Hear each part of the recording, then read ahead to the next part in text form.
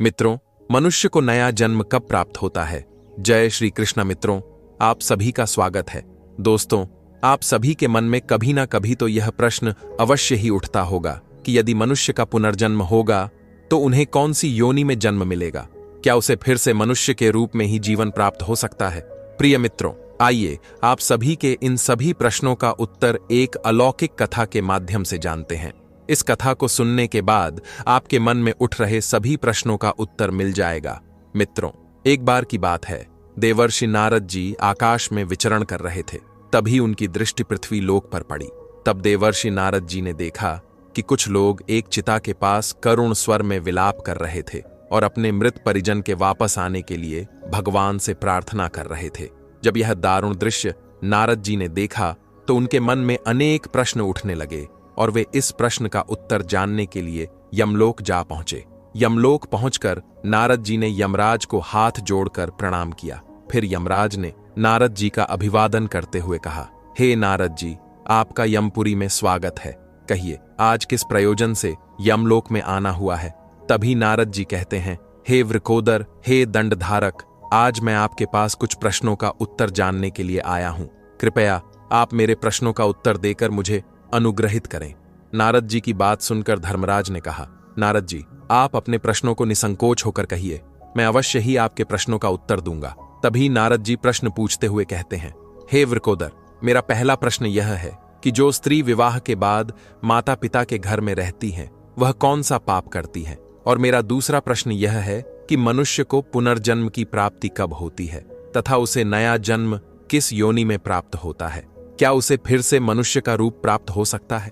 मित्रों, नारद जी का प्रश्न सुनकर धर्मराज ने कहा, हे नारद जी, आज आपने समस्त जग के कल्याण हेतु अत्यंत ही महत्वपूर्ण प्रश्न किया है। इस प्रश्न के उत्तर में समस्त स्त्रियों का और समस्त संसार का कल्याण छिपा है। हे नारद जी, सर्वप्रथम मैं आपके पहले प्रश्न का उत्तर एक अत्यंत ही सुंदर और पौराणिक कथा के माध्यम से देना चाहता हूं। उसके बाद मैं आपके दूसरे प्रश्न का उत्तर दूंगा। आप इस कथा को पूरा सुनना, तभी आपको आपके प्रश्नों का उत्तर प्राप्त होगा। मित्रों, कथा का श्रवण करने से पूर्व कमेंट बॉक्स में सृष्टि के पालनहार श्री हरि विष्णु तथा मृत्यु के देवता यमराज की जय जरूर लिखें। इससे आपके समस्त पापों का नाश होगा। मित्रों, फिर कथा सुनाते हुए यमराज कहते हैं, हे नारद जी, द्वापर युग में छेदी राज्य में राजा वज्रकेतु शासन करते थे। वह बहुत ही पराक्रमी, संपूर्ण धर्मों का सम्मान करने वाले और अत्यंत ही बुद्धिमान और न्यायप्रिय राजा थे। उनकी एक पुत्री थी जिसका नाम यशोधरा था, जो बहुत ही सुंदर, रूपवान और सत्य धर्म का पालन करने वाली चरित्रवान स्त्री थी। उसके अंदर एक पतिव्रता और धर्मपरायण स्त्री के सभी गुण विद्यमान थे। समय के साथ जब वह बड़ी हुई तो राजा वज्रकेतु अपनी पुत्री के विवाह के लिए एक अच्छा सा वर खोजने लगे। तभी उन्हें मथुरा नरेश राजा महायश के बारे में पता चला। मित्रों, उस समय राजा उग्रसेन के समान कोई अन्य प्रतापी और सुंदर राजा नहीं था। इसीलिए उन्होंने अपनी पुत्री का विवाह राजा महायश से कराने का निश्चय किया। विवाह संपन्न हुआ। विवाह के बाद रानी यशोधरा ने महाराज महायश की बड़ी सेवा की। रानी यशोधरा के स्नेह और प्रेम से मथुरा नरेश महायश उस पर मुग्ध हो गए और उसे प्राणों से भी ज्यादा चाहने लगे। अब तो राजा महायश अपनी पत्नी के बगैर भोजन भी नहीं करते थे। उसके बिना राजा महायश एक पल भी नहीं व्यतीत करते थे। वह रानी को देखे बिना रह नहीं पाते थे। उन्हें रानी यशोधरा की मधुर वाणी अमृत के समान सुख प्रदान करती थी। यशोधरा की मुस्कान से ही राजा महायश मंत्रमुग्ध हो जाया करते थे। रानी यशोधरा भी राजा से बहुत अधिक प्रेम करने लगी थी। इस प्रकार से महाराज महायश और रानी यशोधरा में परस्पर प्रेम बहुत अधिक बढ़ गया। इसी प्रकार समय बीत रहा था। फिर कुछ समय के पश्चात रानी यशोधरा के पिता वज्रकेतु को अपनी पुत्री की याद आने लगी। रानी यशोधरा की माता ने एक दिन राजा वज्रकेतु से कहा, हे स्वामी, विवाह के कई वर्ष बीत गए हैं। अब आप राजा महायश के पास संदेश भेजकर अपनी पुत्री को कुछ दिनों के लिए बुला लीजिए। हमें अपनी पुत्री की बहुत याद आ रही है। रानी के कहने पर राजा वज्रकेतु ने अपने एक दूत को यह संदेश लेकर जाने के लिए कहा। राजा का आदेश पाकर दूत मथुरा राज्य में जा पहुंचा और महाराज महायश को प्रणाम करते हुए बोला, हे महाराज, मैं राजा वज्रकेतु का दूत हूं। महाराज ने अपनी कुशल कहलाई है और उन्होंने यह संदेश भेजा है कि आप कुछ दिनों के लिए महारानी को मायके भेज दीजिए। उन्हें अपनी की याद सता रही है। वे अपनी पुत्री को देखना चाहते हैं और उससे मिलने की उनके मन में बड़ी इच्छा है। राजा महायश ने जब दूत के मुख से यह बात सुनी तो उन्होंने बड़े आदर के साथ राजा वज्रकेतु की इच्छा का स्वागत किया और अपनी उदारता दिखाते हुए उन्होंने अपनी प्राणप्रिय पत्नी यशोधरा को उसके पिता के पास भेजने का निश्चय किया। महारानी यशोधरा अपने पति के निर्णय से अत्यंत प्रसन्न हुई और अपने पति से आज्ञा लेकर पिता से मिलने के लिए रथ में बैठकर चली गई।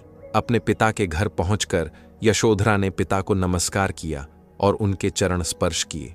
अपनी पुत्री को देखकर राजा वज्रकेतु और उनकी पत्नी को बड़ी प्रसन्नता हुई। फिर यशोधरा अपने पिता के घर में बड़ी ही प्रसन्नता के साथ रहने लगी।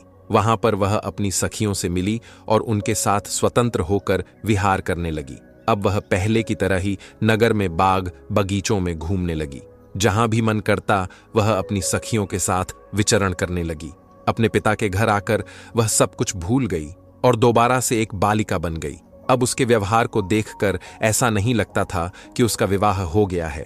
मित्रों, अब तो रानी यशोधरा स्वतंत्र रूप से सखियों के साथ विहार करने लगी। कथा को आगे सुनाते हुए यमराज कहते हैं, हे नारद जी, एक दिन की बात है। रानी यशोधरा अपनी सखियों के साथ एक सुंदर पर्वत पर सैर करने के लिए चली गई। उस पर्वत की तराई में एक सुंदर और रमणीय वन दिखाई दिया, जिसमें तरह तरह के पेड़ पौधे थे, जिनकी फूल पत्तियां जंगल की शोभा बढ़ा रही थीं। वृक्षों की शोभा देखकर रानी यशोधरा अपने आप को रोक नहीं पाई और भ्रमण करने के लिए उस वन में चली गई। तभी उन्हें जंगल में एक सरोवर दिखा, जिसके अंदर अत्यंत मनोहर स्वच्छ जल भरा हुआ था और उसके अंदर खिले हुए कमल के फूल उसकी शोभा में चार चांद लगा रहे थे।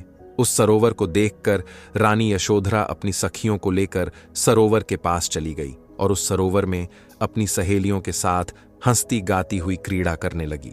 अपने सहेलियों के साथ खेलते कूदते हुए वह अपने पति को भूल गई और उसी समय मुश्तक नाम का एक दैत्य आकाश मार्ग से पाताल लोक की ओर जा रहा था।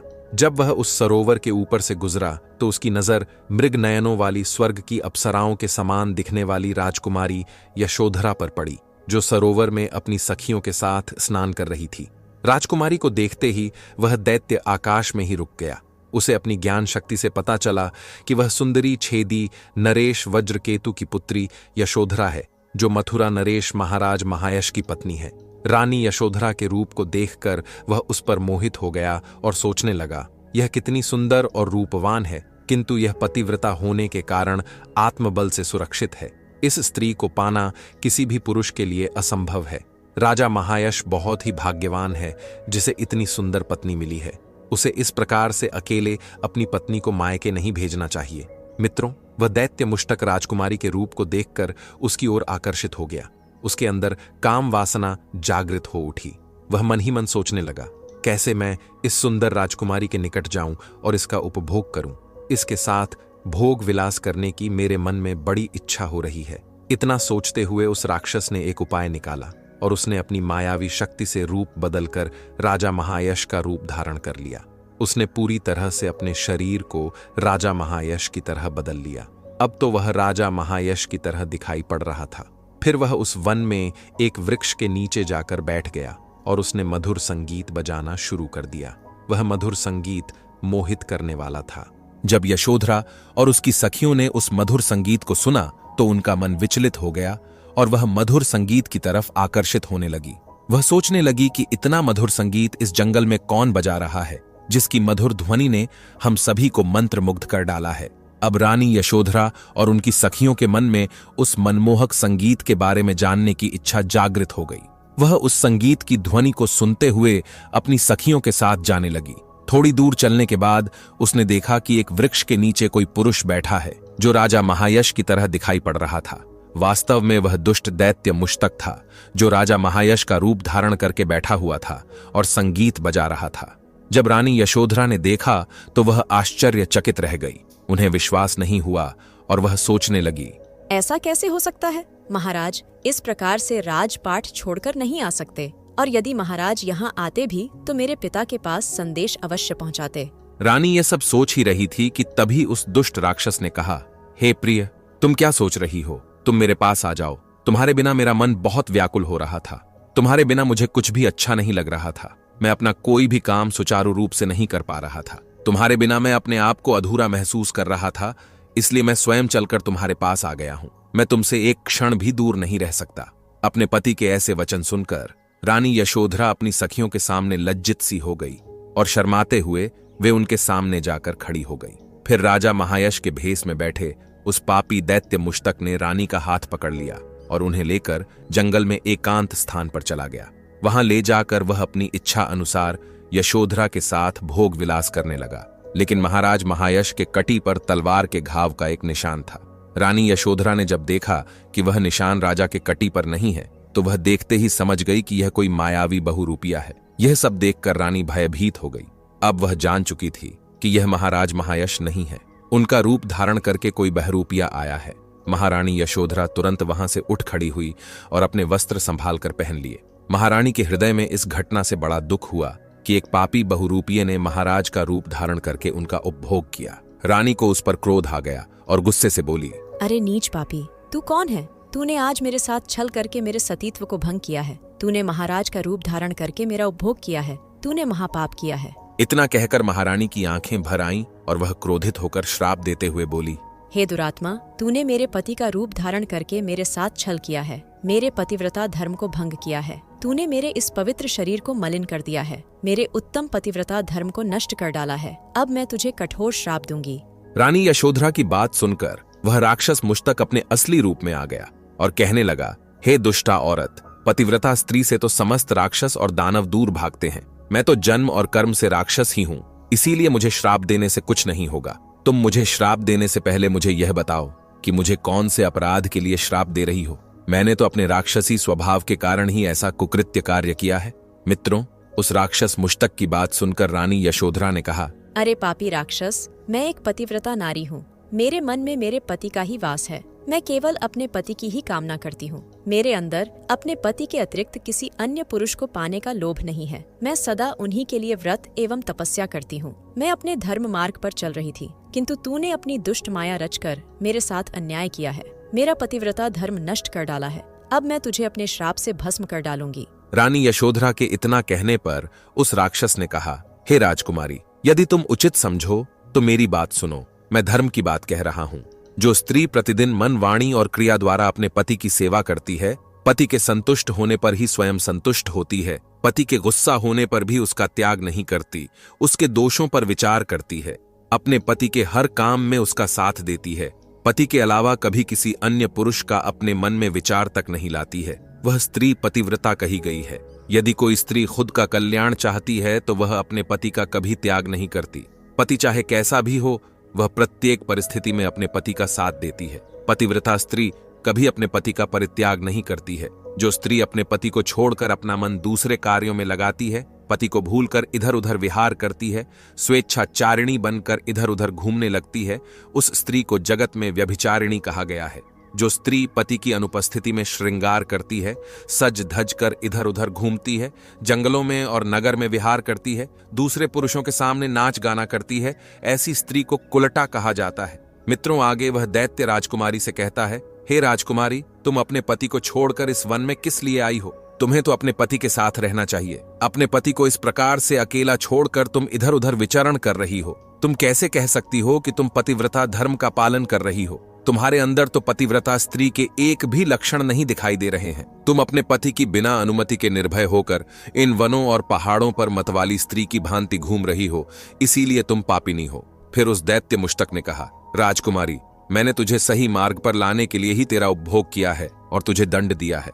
अब तुम इस घटना के बाद कभी ऐसी गलती नहीं करोगी।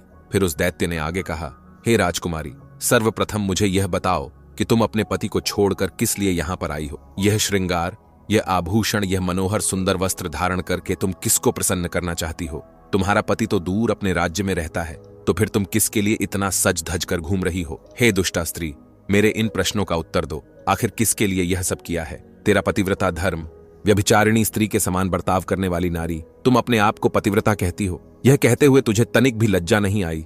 ऐसा बोलते हुए तेरी जिवा तनिक भी विचलित नहीं हुई? तू क्या मुझे श्राप देगी? तू तो स्वयं एक दुराचार और पापन स्त्री है, जो अपने पति को छोड़कर इधर उधर भ्रमण कर रही है और अपने रूप की सुंदरता से पराये पुरुषों को अपनी ओर आकर्षित कर रही है। मित्रों, उस दैत्य मुश्तक के ऐसे कटु शब्द सुनकर रानी यशोधरा ने कहा, अरे दुष्ट अधर्मी राक्षस, मैंने कोई भी पाप नहीं किया है। मैं तो अपने पिता के बुलाने पर अपने पति से अनुमति लेकर आई हूँ। इसमें ऐसा कौन सा पाप कर दिया? मैं काम, लोभ तथा मोह के वश में पति को छोड़कर नहीं आई हूँ। इस वन में भी मैं सदैव अपने पति का ही चिंतन करती रहती हूँ। लेकिन हे नीच, तूने मेरे पति का रूप धारण करके मुझे धोखा दिया है, मेरे साथ छल किया है। एक पतिव्रता स्त्री का पतिव्रता धर्म भंग करने वाले को घोर नरक में डाला जाता है। उसे कठोर से भी कठोर सजा दी जाती है। क्या तुझे इतना भी नहीं पता? अरे दुष्ट, तू यह भी नहीं जानता कि मैं अपने पति से कितना प्रेम करती हूँ। मैंने कभी अपने पति का अपमान नहीं किया, सदैव उनकी ही सेवा की है। मैंने कभी अपने पति की आज्ञा का उल्लंघन नहीं किया है, तो फिर क्यों तूने एक पतिव्रता स्त्री को दूषित करने का दुस्साहस किया है? अरे दुष्ट राक्षस, देवता भी पतिव्रता स्त्री से भयभीत रहते हैं। पतिव्रता स्त्री के श्राप से तो सूर्य की अग्नि भी ठंडी पड़ जाती है, विशाल सरोवर भी सूख जाते हैं, वृक्ष फलहीन हो जाते हैं। पतिव्रता स्त्री के बिना यह संसार नष्ट हो जाएगा। यह सुनकर दैत्य मुश्तक ने रानी यशोधरा से कहा, हे स्त्री, अब मेरी बात सुन। जिस प्रकार अंधे मनुष्य को कुछ भी दिखाई नहीं देता है, ठीक उसी प्रकार उस समय तुम अपने धर्म रूपी नेत्रों से हीन हो गई थी। इसीलिए तुम अपने पति को पहचान नहीं पाई। जिस समय पर तुम्हारे मन में अपने पति का घर छोड़कर पिता के घर पर आने की इच्छा हुई थी, उसी समय तुम अपने मन से पति की भावना छोड़कर उनके ध्यान से मुक्त हो गई थी। पतिव्रता स्त्री निरंतर केवल पति का ही चिंतन करती है। जब तुम्हारे अंदर पति से दूर होने की भावना जाग गई, उसी समय तुम्हारे हृदय की आंखें फूट गईं। फिर तुम मुझे कैसे पहचान पाती? तुम अगर सच्ची पतिव्रता नारी होती तो मुझे देखते ही पहचान लेती। पतिव्रता स्त्री के मन में केवल उसका पति ही होता है। वह अपने पति की सुगंध से उसे दूर से ही पहचान लेती है। लेकिन तुम अपने पिता के घर पर आकर अपने पति को भूल चुकी थी। इसीलिए तुमने मुझे पहचाना नहीं और अपना पति समझकर मेरे साथ विहार किया। मित्रों, उस दैत्य मुश्तक के कटु के वचन सुनकर रानी यशोधरा को अपनी भूल का पता चल गया और उसके हृदय में बड़ा दुख हुआ। वह पश्चाताप करने लगी और मन ही मन में अपने आप को कोसने लगी। मित्रों, फिर उस दैत्य मुश्तक ने रानी यशोधरा से कहा, हे सुंदरी, मैंने तुम्हारा उपभोग किया है, जिसके कारण तुम्हें एक पुत्र की प्राप्ति होगी, जो अपने कुकृत्य से तीनों लोगों को कष्ट पहुंचाएगा। यही तुम्हारे इस पाप का दंड है। इतना कहकर वह दैत्य वहां से चला गया। प्रिय मित्रों, फिर आगे धर्मराज नारद जी से कहते हैं, हे नारद जी, दैत्य मुश्तक बहुत ही दुष्ट और पापी था। उसके माया जाल में फंसकर एक पवित्र नारी का पतिव्रता धर्म नष्ट हो चुका था। उसके चले जाने के बाद रानी यशोधरा अत्यंत दुखी होकर विलाप करने लगी। रानी के रोने की आवाज सुनकर उसकी सखियां दौड़कर उस स्थान पर आई और पूछने लगी, हे राजकुमारी, तुम इस प्रकार से विलाप क्यों कर रही हो और महाराज महायश तुम्हें छोड़कर कहाँ चले गए? फिर रानी यशोधरा ने रोते हुए अपनी सखियों को सारी सच्चाई बता दी कि किस प्रकार से उस दुष्ट राक्षस ने उसके पति राजा महायश का रूप धारण करके उनके साथ छल किया और उसका उपभोग किया। फिर उसकी सखियों ने उसे बहुत समझाया और उसे घर ले आई। घर आकर रानी यशोधरा शोक और दुख से घबरा रही थी। फिर उसकी सखियों ने राजकुमारी यशोधरा की माता को सारी बात बता दी। यह बात सुनते ही यशोधरा की माता ने महाराज वज्रकेतु के पास जाकर सारा वृतांत सुना दिया। यह बात सुनकर राजा वज्रकेतु को बड़ा दुख हुआ। उन्होंने तुरंत ही अपनी पुत्री को अपने कुछ सैनिकों के साथ उसके पति के घर पर भेज दिया। उधर महाराज महायश अपनी पत्नी यशोधरा को आया हुआ देखकर बहुत प्रसन्न हुए। वे बार बार यशोधरा से कहने लगे, हे प्रिय, तुम्हारे बिना मेरा जीवन बहुत कठिनाई से बीत रहा था। यदि तुम कुछ दिन और ना आती तो मेरे प्राण ही चले जाते। इतना कहते ही रानी यशोधरा राजा को गले लगा लेती है और फूट फूट कर रोने लगती है। महाराज महायश बोले, हे प्रिय, क्या हुआ? तुम रो क्यों रही हो? मुझे बताओ, तुम्हारे दुख का क्या कारण है? रानी यशोधरा ने महाराज को कुछ नहीं बताया और उस पाप को छिपा दिया और प्रेम से महाराज के साथ रहने लगी। उधर धीरे धीरे महारानी का गर्भ बढ़ने लगा। यह बात केवल रानी यशोधरा ही जानती थी कि उसके गर्भ में किसका बच्चा पल रहा है। यह बात उसने कभी महाराज को नहीं बताई। अपने कोख में पल रहे उस दुष्ट राक्षस के बालक के विषय में सोचकर रानी को दिन रात चिंता सताने लगी थी। वह गर्भ 9 महीने तक बढ़ता गया और उसके बाद उस दैत्य के पुत्र कंस का जन्म हुआ। वही कंस जब बड़ा हुआ तो उसने तीनों लोकों के निवासियों को कष्ट पहुंचाना शुरू कर दिया। वह अपनी प्रजा पर अत्याचार करता था। उसने स्वयं के पिता को बंदी बनाकर कारागार में डाल दिया था और मथुरा नरेश बन गया। जब उसके पाप कर्मों का घड़ा पूरी तरह से भर गया तो अंत में सृष्टि की रक्षा रहे भगवान श्री कृष्ण ने स्वयं अपने हाथों से उसका वध कर दिया। मित्रों, आगे यमराज कहते हैं, हे नारद जी, इस प्रकार से विवाह के बाद भी जो कन्या पिता के घर में निवास करती है, वह धीरे धीरे अपने पतिव्रता धर्म को भूलने लगती है और घोर पाप कर बैठती है। इसलिए विवाह के बाद कन्या को पिता के घर में अधिक समय तक नहीं रहना चाहिए। पुत्री अपने पिता के घर में रहकर जो पाप करती है उसका फल माता पिता को भी भोगना पड़ता है। इसीलिए किसी भी पिता को अपनी पुत्री के विवाह के बाद उसे अपने घर में नहीं रखना चाहिए। जिस पुरुष के साथ उसका विवाह किया गया है उसी के घर में स्त्री का पालन पोषण होना चाहिए। वहां रहकर जब वह भक्ति पूर्वक अपने पति की सेवा करती है और उसका सुख दुख में साथ देती है तो दोनों कुल की कीर्ति बढ़ती है। पिता के घर में आने पर वह फिर से अपने पुराने दिनों को याद करती है और अपने पति को भूल जाती है। ऐसे में उसके द्वारा अनजाने में ही भयंकर पाप हो सकता है। विवाह के बाद स्त्री की रक्षा केवल उसका पति ही कर सकता है। पति से दूर रहने वाली स्त्री के मन में कभी भी पाप उत्पन्न हो सकता है। वह मोहवश पराये पुरुष के माया जाल में फंस सकती है और अनुचित कदम उठा सकती है। इसीलिए उचित यही है कि उसे उसके पति से दूर ना किया जाए। यदि वह स्त्री ससुराल में रहकर पाप करती है तो उसका फल उसके पति को भोगना पड़ता है। पुत्री के उत्तम गुणों से ही पिता की कीर्ति बढ़ती है। इसीलिए पुत्री का स्थान उसके पति के घर पर ही होता है। दामाद के साथ भी कन्या को अपने घर में नहीं रखना चाहिए। ऐसा करने से कन्या अपने पति का कुछ दिनों बाद तिरस्कार करने लगती है। फिर यमराज आगे कहते हैं, हे नारद जी, इस कथा को सुनने के बाद आपको आपके पहले प्रश्न का उत्तर मिल गया होगा। अब मैं तुम्हारे दूसरे प्रश्न का उत्तर देता हूं कि मनुष्य को पुनर्जन्म की प्राप्ति कब होती है। हे नारद जी, जब मृत्यु के बाद आत्मा का किसी नए शरीर में प्रवेश हो जाता है तो इसे ही पुनर्जन्म कहते हैं। मनुष्य का पुनर्जन्म कब और कैसे होता है यह कई तत्वों पर निर्भर करता है। पहला कारण है मनुष्य का कर्म प्रभाव, अर्थात कर्मों के अनुसार ही आत्मा की गति होती है। जो भी जीव दोबारा से जन्म लेता है वह अपने पूर्व जन्मों के कर्मों के कारण इस संसार में आता है। आगे यमराज नारद जी को बताते हुए कहते हैं, हे नारद जी, कर्म 3 प्रकार के होते हैं। पहला है संचित कर्म।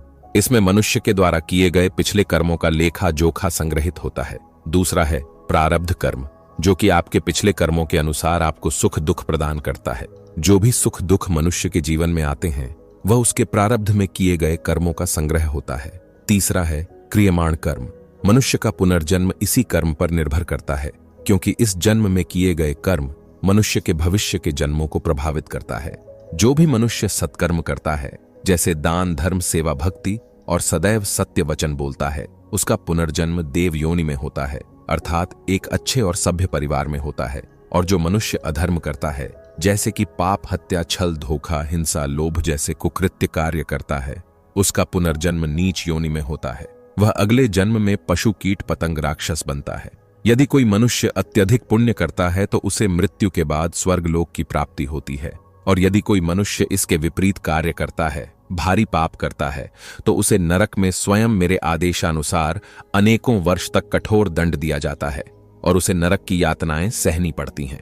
मित्रों, आगे यमराज कहते हैं, हे नारद जी, दूसरा कारण है मृत्यु के समय मनुष्य की मानसिक स्थिति। इस संदर्भ में तीनों लोकों के स्वामी भगवान श्री कृष्ण कहते हैं, यम यम वापि स्मरण भाव तजत कलेवर तम तमे वति कौन्तेय सदा तद भाव भावित। इसका मतलब है व्यक्ति मृत्यु के समय जिस भाव चिंतन में होता है वही उसके अगले जन्म को निर्धारित करता है। यदि कोई मनुष्य मृत्यु के समय भगवान का स्मरण करता हुआ अपने प्राण त्याग है तो उसे मोक्ष प्राप्त होता है, और यदि कोई मनुष्य सांसारिक इच्छाओं, क्रोध, मोह या वासनाओं में डूबा रहता है तो वह उन्हीं भावनाओं के अनुसार पुनर्जन्म लेता है। मित्रों, इतना कहकर धर्मराज अपनी वाणी को विराम देते हुए कहते हैं, हे नारद जी, यह ज्ञान से परिपूर्ण जानकारी पाकर आपको आपके सभी प्रश्नों का उत्तर मिल गया होगा। फिर नारद जी कहते हैं, हे प्रभु, आपके मुख से यह महत्वपूर्ण जानकारी पाकर मैं धन्य हो गया हूं। आज आपने मेरे इस प्रश्न का उत्तर देकर समस्त मानव जाति का उद्धार किया है। तो मित्रों, आशा करते हैं आपको यह जानकारी अच्छी लगी होगी। यदि आपको यह कथा अच्छी लगी हो तो कमेंट बॉक्स में जय श्री हरि विष्णु, जय भोलेनाथ अवश्य लिखें। इसके साथ ही चैनल को सब्सक्राइब करना बिल्कुल ना भूलें।